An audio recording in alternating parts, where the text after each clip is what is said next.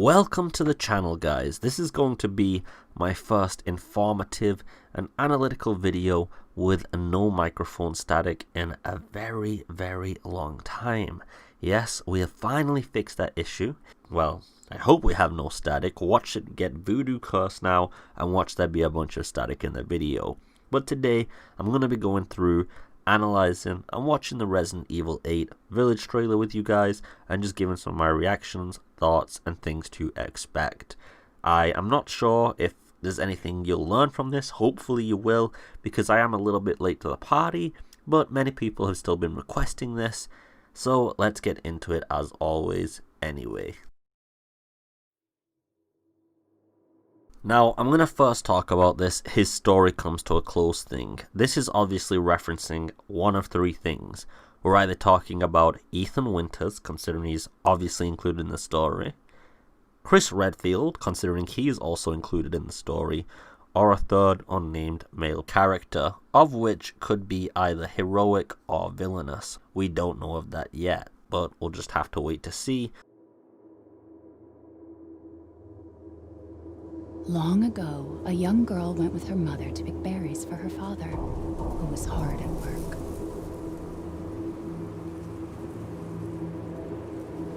But the forest greeted them with a dark, cold silence. The bushes empty. Now, this introduction and Resident Evil 7's introduction gave me some very big PT as well as Outlast, especially the second Outlast vibes. Like, the intro of Outlast demo kind of like resembled this very well, and I'm guessing they're taking some inspirations from that. That's not particularly a bad thing either. Yet determined to find the berries, the rascal broke free of Mother's grasp and vanished into the trees. Mother's worried cries faded fast as the girl ran on, over vine, under branch, and into the forest deep. What is it with that creepy story? It's just a local tale. You're really into that stuff? So this character here is quite interesting, because it does seem to be Mia, to be honest, talking to what's possibly her child, and then Ethan talks to her about these obvious stories, and it leaves a lot to be questioned as to how Mia and Ethan have a family in this period after everything that has transpired. Quit being so paranoid. No! Friendly. Who are you? Who sent you? What's going on? They're coming. Who is?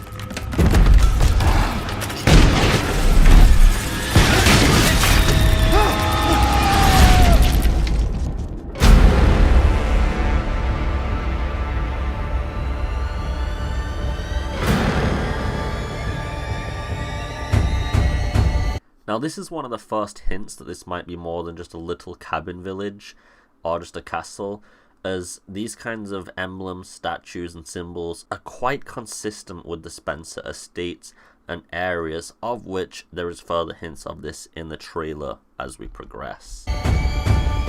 The Resident Evil 7 demo, and by extension the game, started playing with supernatural elements that were still based on a scientific foundation, and it looks like Resident Evil 8 is going to push the envelope even further. These symbols very much looking spiritual in nature, as well as the fact that you'll see further things progressing into this later on with a very Victorian theme in the game, and it seems like Capcom are enjoying this. I would definitely say this might be a reference back to Resident Evil 3.5. Here you can see you're going to have to put two emblems of human faces to open this door, and the one on the left does look very reminiscent of the statue we saw earlier, which could be an implication of some importance behind the reference and metaphor behind that individual. Obviously you can see a woman holding a baby here. I don't think I need to point that out for people, but this woman does seem like she's going to be integral to the plot of the game. She's shown extensively throughout cutscenes in this, and the baby is also shown at other points as well. Here you can see the old man that was devoured in the hut earlier, and this is an implication that that won't be our first encounter with him, or maybe it won't be our last at least. It could be through flashbacks or other parts of the story. However, here you can see he's intact and alive, and considering it did seem like Ethan or whoever we were playing as met him for the first time earlier, it's possible there might be a little bit of chronological time-lapse going on here, and that would be kind of cool if so. Or maybe we'll get to play it from his perspective at a different timeline as well. The last possibility, which is something that could be quite likely, is that he didn't actually die from the attack in the hut, survived, and carries on throughout the story, which I think is a scenario that's possible, considering he could actually possibly be infected, maybe have a regeneration factor, or just be a complete badass. Here you can see a woman that eerily looks at you from the end of a hallway in a black outfit, and I'm just going to say for reasons that become prevalent later in the trailer that anybody in a black dress or outfit should probably be avoided and run away from immediately.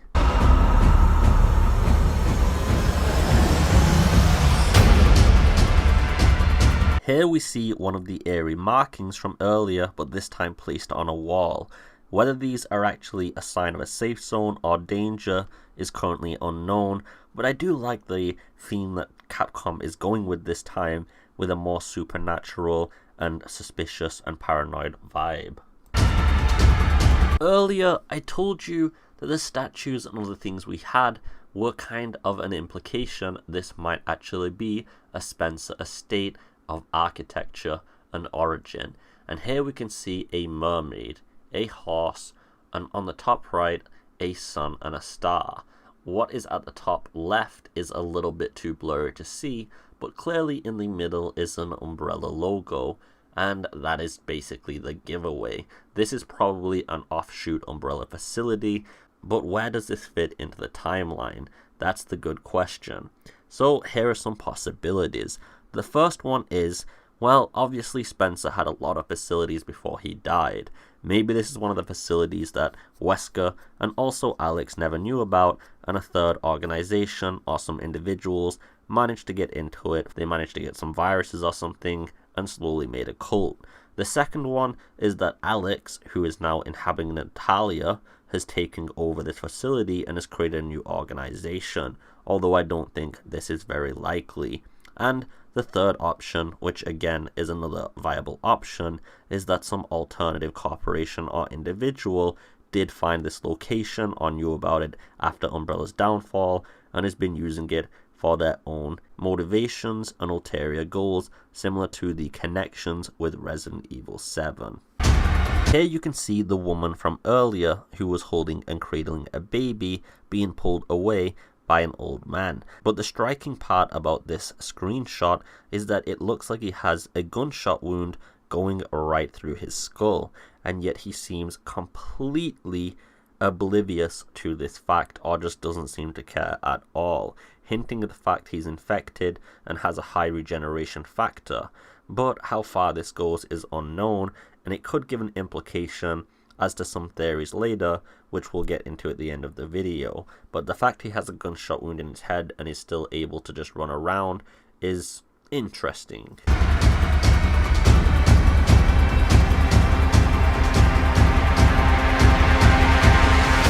Here looks to be one of our main villains and possibly the antagonist of the game. As you can see, she's adored herself in a very Victorian environment, Victorian clothing, and other aesthetics, which is a very interesting thing, and it is quite reminiscent of Resident Evil 4 and also Resident Evil 0, and to a tiny degree Resident Evil 1 as well. Now here you can see the group that for now I'm just going to call the Covenant, because they kind of do just look like some Salem witches or something like that. Now the girls in the black outfits obviously are the underlings of the main antagonist in the white outfit there. And again, this very Victorian and old aesthetic that's very reminiscent to the Spencer estates is prevalent here. And yeah, it's a very interesting cutscene anyway, and I guess this is the royal guard for the princess herself. Now here we can see our protagonist, which I'm just going to assume is Ethan, holding off what looks like a vampire werewolf at gunpoint while it's on top of him. However, he doesn't actually fire a bullet into its skull, it pulls off of him for what looks like a modified butcher from Resident Evil 5 to jump down on him from above. This shows a level of intellect and a clear hierarchy between the BOWs we're going to face in this new game. They're not going to be like the mold where they all come at you at the same time. Certain ones are going to back off or follow orders or a hierarchy from others. The character here is unknown, however it does look like an antagonist, of course, in appearance. A theory that is possible, but unlikely, is that it's Louis Serra from Resident Evil 4, as the aesthetics and appearance line up quite well for an aged version of that character.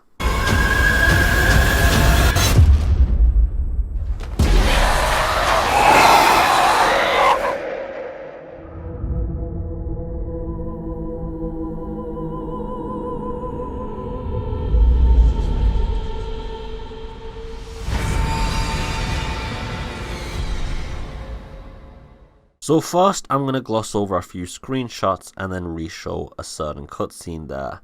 The first is a special ops squad coming into Ethan's house, led by Chris. And as you can see from the outfits, there's no insignia, no emblems, no rank showed. It's literally a dark spec ops squad, meaning that if they're caught, they would have no identification, no known unit they're working for. It would be untraceable.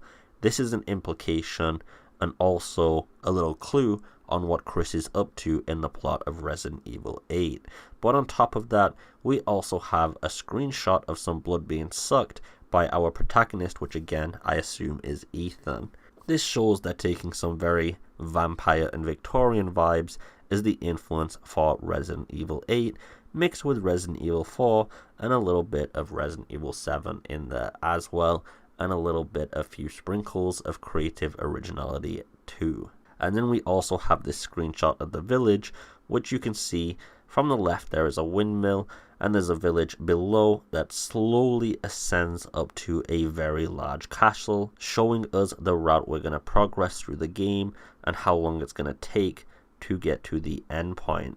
Now this is a much larger environment from what it looks like right now than Resident Evil 2 and 3 were, so I assume it's going to be a much longer experience on par with Resident Evil 4, 5, and 6. Chris? Sorry, Ethan.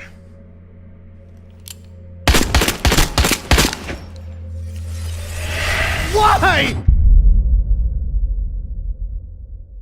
So, this is going to be the last screenshot we analyze, but as you can see, Mia has already taken quite a lethal gunshot to her right shoulder. She's holding out her hand towards Ethan, and it really doesn't look like she's zombified at this point. And yeah, Chris just unloads quite a few bullets into her, completely destroying her. Whether she's dead isn't confirmable, because if you guys remember, it was actually pretty goddamn difficult to kill Mia.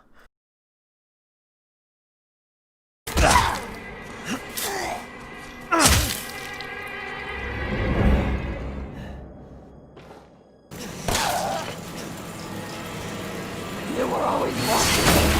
Why?